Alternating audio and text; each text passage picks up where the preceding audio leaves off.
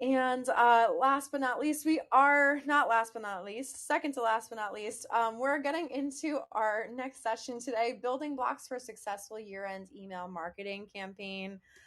So I am so excited. I see Alyssa is already here. So Alyssa Ackerman is an account director at CCAH. And Alyssa has extensive multi-channel expertise, managing fundraising programs to implement best practices and maximize return on investment in an ever-changing digital landscape. Alyssa, thank you so much for being here. Yeah, thank you so much for the introduction and for having me today. I'm really excited to talk about the building blocks for a successful year-end email marketing campaign. So I know that we're nearing the end of today's sessions, but I am excited to chat with you all about your year-end email marketing campaigns. And we're really excited to be here and work with Community Boost and just be involved in ways to support the nonprofit sector. As Candace mentioned, my name is Alyssa Ackerman, and I am a Senior Account Director at CCAH. A little bit about me. I joined CCAH in 2018. Previously, I worked in nonprofit fundraising and donor development, so had a lot of great experience behind the scenes and out there in the field. I live in Arlington, Virginia, and I am a proud Hokie. So I want to start off by getting a sense of who we have here today and ask the question, what percentage of your year-end revenue comes from email? So if you could go ahead and drop in the chat or the poll, is it less than 25%, close to 50%, or over 50% of your year-end revenue comes from email?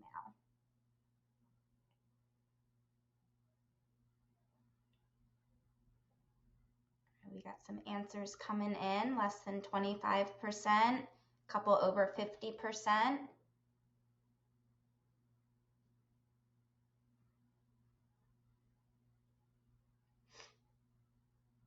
All right, we'll give another second. All right, so we're a little across the board, anywhere from that 25% range to 50-ish. And so really this conversation is super important. And I see, Jody, you said my organization stopped doing email marketing in 2014, but I'm reviving that now. So this is a great session to be in to consider how email can really help elevate your year-end campaign overall. So today, our agenda includes setting goals for your year-end email marketing campaign, determining the right message for the right audience, and standing out in the inbox. So starting with setting goals, it's really important to start here when thinking about your year-end email marketing campaign. You really have to set the goal so you can determine what those building blocks for success are. So you want to start by asking yourself the question, what is your organization trying to accomplish? So some goals that you might have at year end, this might be a revenue goal, a donor count goal. Maybe you're really interested in using year end as a way to get new donors on the file. Or maybe you consider this a time that you can really figure out what works for your organization and take the opportunity to really test.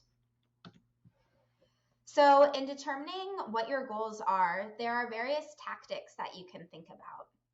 So if revenue is your goal, something that you can think about for your email marketing campaign is setting a monetary goal for the campaign, not only internally, but have that forward facing to your donors and potential donors.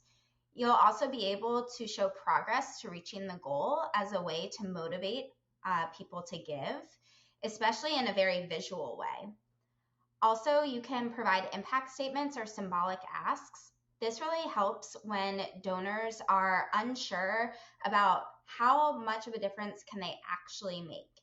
And so providing those impact statements or symbolic asks really helps associate their gift with making a difference. If revenue is your goal, then you also will want to be thinking about more transactional messaging. And then also something that can really motivate giving would be a match component or premium/freemium. For donor count, if that's your goal, a lot of these tactics can be either revenue or donor count. So setting a donor goal for the campaign. You can also show progress to reaching that goal, whether that's monetary or a number of members or donors that you need. And in doing this, you can also consider geo-targeting. So instead of saying like, we need 1,000 donors to reach our goal, you can make that feel more personalized and achievable by saying, I need X people from Virginia. So it's really making that core mission value seem attainable, as well as in their own backyard. Also, in your messaging, you could consider providing statements around being part of a group that is solving an issue. So that makes you want to join. It's a little bit of social pressure as well. And a match component or premium/freemium can really work here to motivate if donor count is your goal.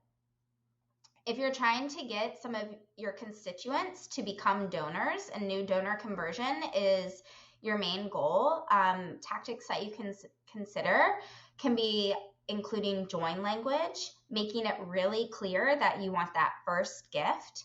If you do have a premium, framing it as something that is special or unique for this group. And also thinking about status language. Are they joining the gold level? Do they become platinum at a certain level? So tying in that status also helps people, again, that show off what you're doing. I'm part of the gold level at X organization. And then I put in here testing opportunities.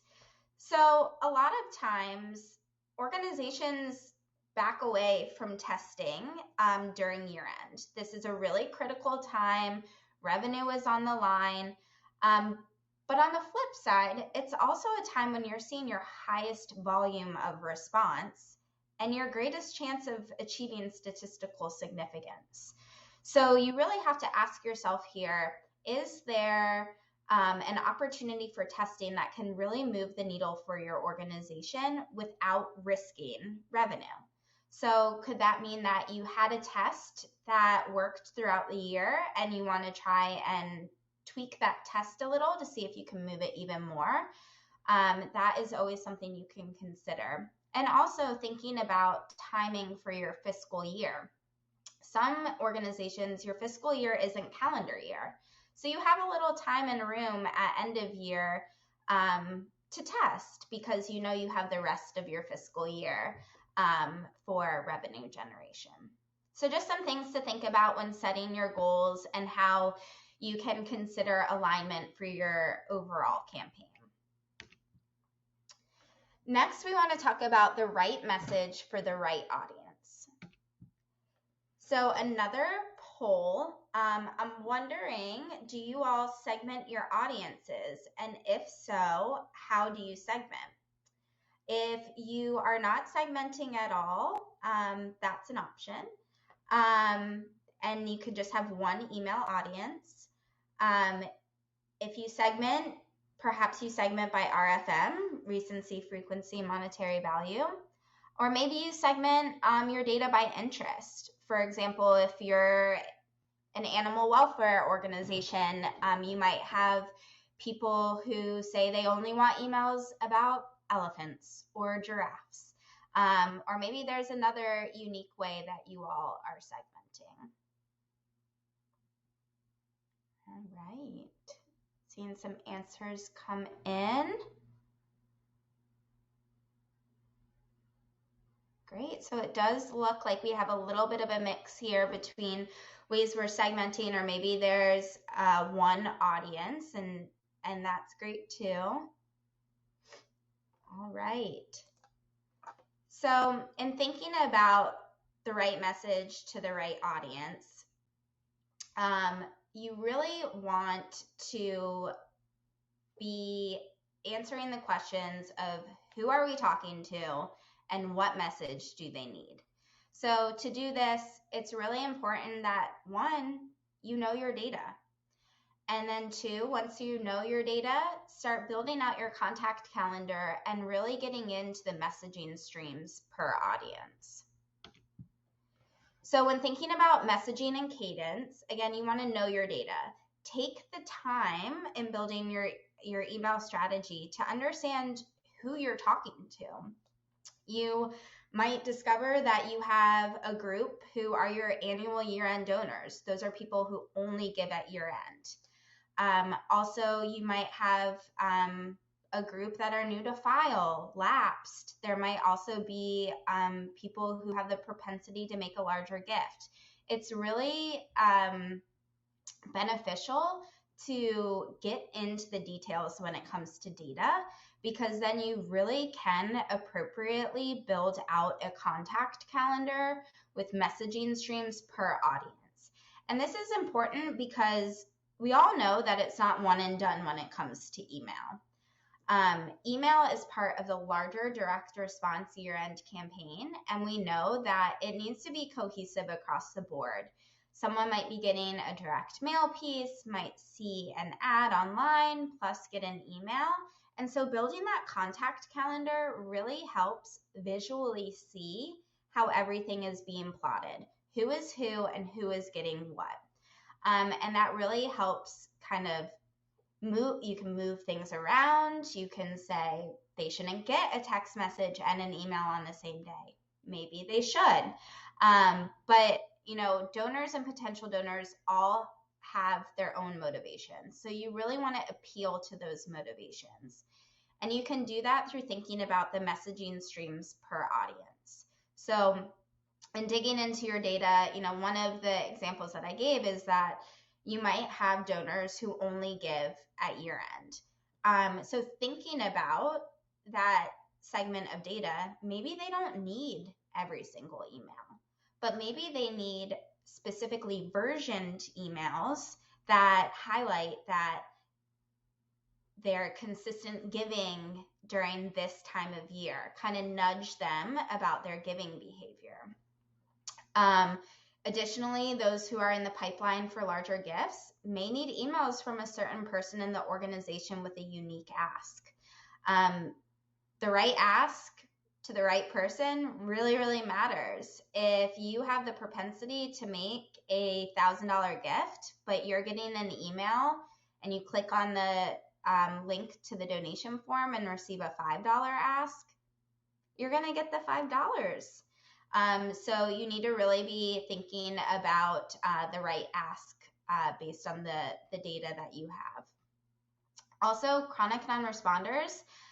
Typically, chronic non-responders are suppressed to protect sender reputation, but at Giving Tuesday and year end, these are both great times to segment them out separately and send them a message. This is a good time for re-engagement, and potentially they might only be giving at year end, but the way that your chronic non-responder query is set up, they might be falling into that query because they only respond at year end.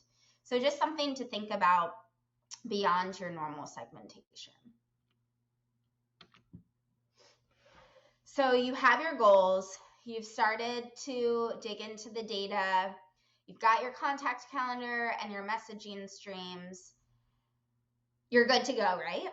Well, every other organization is taking the same steps at year end and is getting ready to send their messaging. So on top of all these great tactics that you already have in your toolbox, you now have to be thinking about how you're rising above the competition. So you really want to stand out in inboxes. You want people to be thinking of you, your organization. You want it to be top of mind. And so how do you stand out in inboxes? So you want to think about your value proposition, meeting constituents where they are, and potentially developing a year-end email theme. So this is really the time to get creative. So thinking about your value proposition, in every email, you want to make sure to answer the question, why should I give to your organization versus another? Inboxes are going to be flooded with emails asking for a year-end gift. And you really want to make it very clear why this person should be giving to you. It shouldn't be hidden in any messages. It should be right up there at the front. Included in your value proposition as well is you want to make sure that you're including a sense of urgency, that don't sit on this ask. We need you now. You can also tie this into a deadline, December 31st. That is a really strong tactic to really be putting a date and a reason behind it. Also, you want to make sure that the call to action should make the donor feel included in solving the problem. Having a lot of donor-centric language, that this can't be done without you.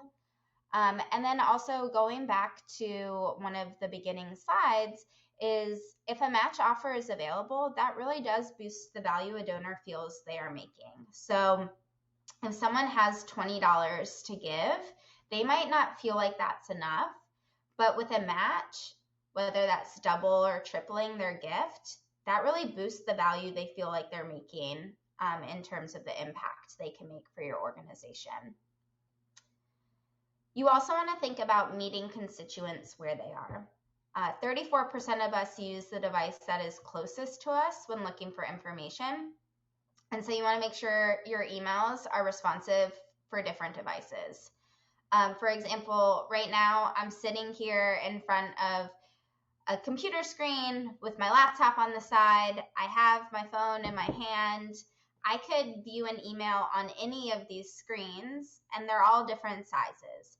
And so you want to be thinking about where people are consuming your information and make sure that it's really easy for them to consume it. So you want your emails to be responsive. So if someone gets an email and opens it on their phone, they're not scrolling all over the place. They might not be able to click the links. You want it to be responsive for each device. You also want to think about the time that you're sending emails. If your email platform allows you to send emails based on the constituent's time zone, that's a really great tactic to make sure that things aren't getting lost in the shuffle of people's inboxes. And then also you want to think about giving behavior to determine if email is where conversions happen or help rise the tide for other channels. So if organizations are seeing, lower percentages of revenue come from email, does email help drive revenue in other channels? So how can you position your emails to be helping that direct mail piece or that ad or telemarketing campaign? And so really thinking strategically about how your donors are receiving your information and how they're motivated by that. And then finally, another way to get creative would be around considering a year-end email theme. So with increased volume, you want to make sure that no matter which message is opened, it has a cohesive and easy to follow call to action. A connecting thread between communication and channels can really help creatively get your messages to stand out. And also year-over-year themes can prime your existing audience to expect the ask. So if this is something that's annual for you, then people look forward to it. They know what to expect when they see it in their inbox. They're ready to click. They're ready to give. So I have a few examples here that showcase some of the tactics that I chatted through. So on the far left, you'll see an email from the National Park Foundation. And so this email actually includes a lot of the different examples I chatted through. So National Park Foundation, for their year-end giving campaign, they have coined this to be the 31 days of giving. So throughout December, all of their emails reference 31 days of giving, leading to December 31st. Also in this email, they have a match gift offer from their board of directors. And they also have a freemium here. So they know their data. They have tested throughout the year and understand that their donors love a freemium. They love to download wallpaper backgrounds for their computer. And what better organization to do that? The National Park Foundation with their great imagery. So if you give, you can download your wallpaper background. So that's really worked for them during year end. In the middle, you'll see here, this is a supporter record. And again, this is really transactional. It is asking me to renew. It's noting that I have not renewed yet. It's suggesting a gift amount for me, and it's asking me to respond ASAP. So a few things here. Again, data segmentation. I'm lapsed. They want me to renew. They're using clear language there. They've shown my status. And a little bit of social pressure of that stamped, not yet renewed, and then added that sense of urgency to please respond ASAP. Also, their suggested gift here of $100 is based on my last gift. So really here, they're being really focused in on making sure that they are renewing me at the correct level. And then actually this email on the far right from Special Olympics, I actually got to my inbox this morning. And when I opened it up, I was like, this has so many of the things that we're talking about today. So it might be a little hard to see, but the subject line here says Joy-O-Meter update, 612 donors still needed. And so this is an example of using donor count as the goal. Then you open the email and it actually was animated, but has your Joy-O-Meter here showing progress. Within the body of the text, it talks about how many donors have already committed. So again, that social pressure. There's already 388. Are you going to join? Why aren't you here? Join us. And then it does have some symbolic asks here. So making that real tangible connection between what your dollar can do and make a difference. So I thought this was a great representation as well of some of the tactics I chatted through. And then finally, for some key takeaways, you want to set goals that align with your organization's vision and are integrated with your multi-channel campaign. It's not standalone. Your emails are not by themselves. You want to make sure that it is furthering your organization's vision and part of a multi-channel approach. You also want to take the time to understand your audience to determine the best segmentation strategy and cadence. This is really, really important. It can really impact your reputation in the email space if you send a message that doesn't align with who the person is. It really feels disingenuous sometimes, and you want your constituents to feel like they're a part of something and you care about them. And then finally, do what works best for your organization. Don't get distracted by what other organizations are doing if that doesn't resonate with your supporters. It's great to steal smart, to be inspired by other organizations, but you want to stay true to what works for you. The shiny object might not work for everyone, and so you want to understand what's tried and true for your organization and what your supporters are motivated by. So that takes us to the end of the presentation, but I think we have some time for questions if there are any. Melissa, thank you so much. I love those examples Victoria said.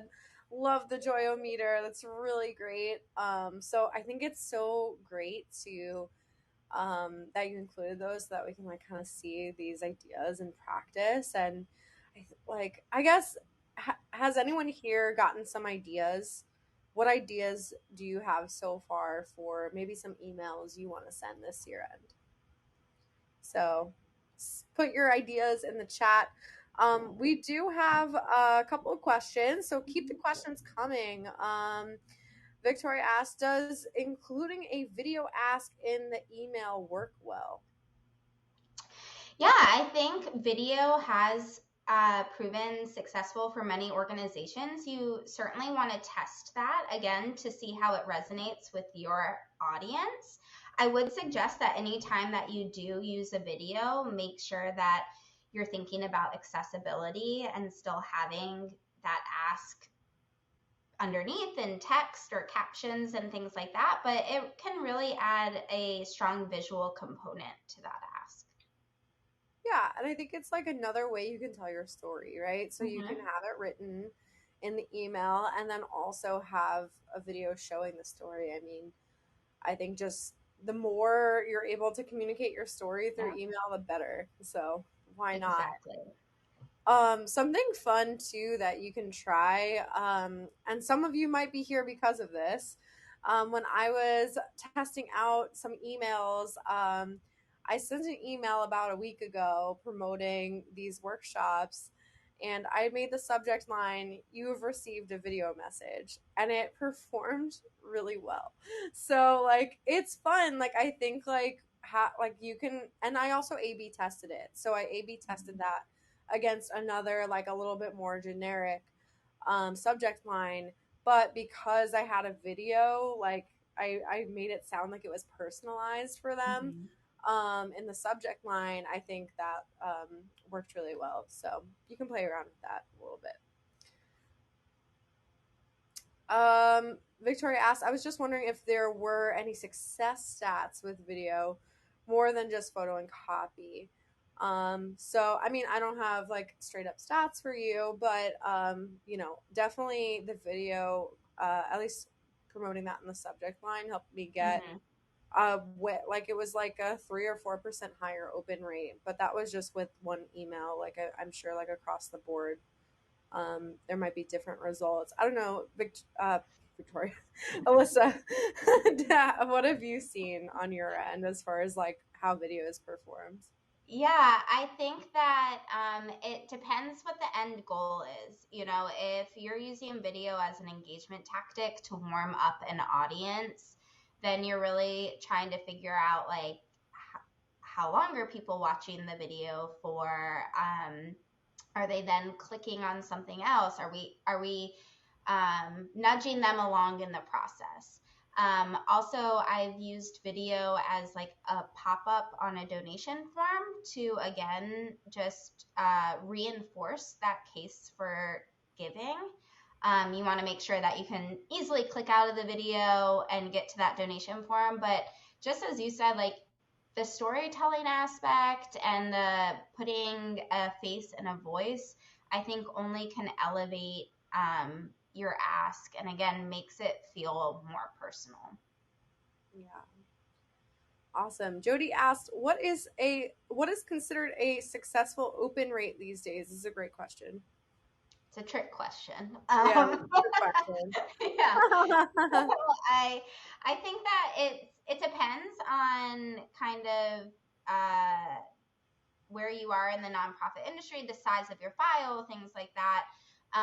But also with a lot of the privacy laws and things that are being added as another kind of obstacle in our path.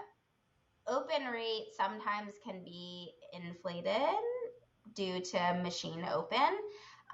So it depends. I think there are definitely benchmarks for open rate, but you also need to look at kind of trend lines for your own organization. So if you're seeing things that are below trends, let's say a successful open rate is 15%, but you're at 4%, that is an opportunity for you to continue to test to increase your open rate. So there's a lot of factors at play for open rate. So I always try and look at like, what's our starting point and how can we continue to move the needle? I like that. That's super helpful, especially with everything changing. And I don't know if you've seen this in different platforms. We use HubSpot. Mm-hmm. At least on our end, it gives us like they have a calculation. I don't know how they do it, but it has like the adjusted open rate, which is supposedly giving like a more accurate Mm-hmm. depiction of what open rate looks like. So depending on what you use, maybe you can take a look at that and see if that gives you any better insights as to, what's going on with the open rates. Yeah, and I love that. Like I think having that transparency is really important. Um, and yeah, I'm sure there's like some formulas that you can do, but I think that more and more platforms are going to start implementing that as a tool for users. Mm-hmm. And ultimately, it's all about the engagement anyway. So, the Yeah. more you can get people clicking and engaging, like that's really ultimately what's going to move the needle for your organization, at least during year end. Yeah. Cool. Well, yeah, I guess, I mean, a lot of, I saw Brian's looking at starting some segmenting. Any additional tips for someone that's maybe segmenting for the first time? Yeah. Data's everything. I can't say that enough in this presentation, but learning your file to identify your segments. So I think traditionally for nonprofit fundraising, looking at recency, frequency, or monetary value is always a good place to start. But if you're a brand new file, like starting from scratch, you have to build your data from scratch and understand what your goals are. So even thinking about interests or frequency, I think is a really good one too, of considering how many times they give or engage. And so not only thinking about giving, but thinking about engagement and really learning your file that way too. But yeah, you can't go wrong with the active, lapsed, and prospect segmentation strategy. Yeah. Tried and true for sure. Mm-hmm. I like that idea on engagement though too. You can always like identify who are the people that are actually most responsive on email. Like then that's gonna be like the channel that you want to Right. communicate with them more. So it makes perfect sense.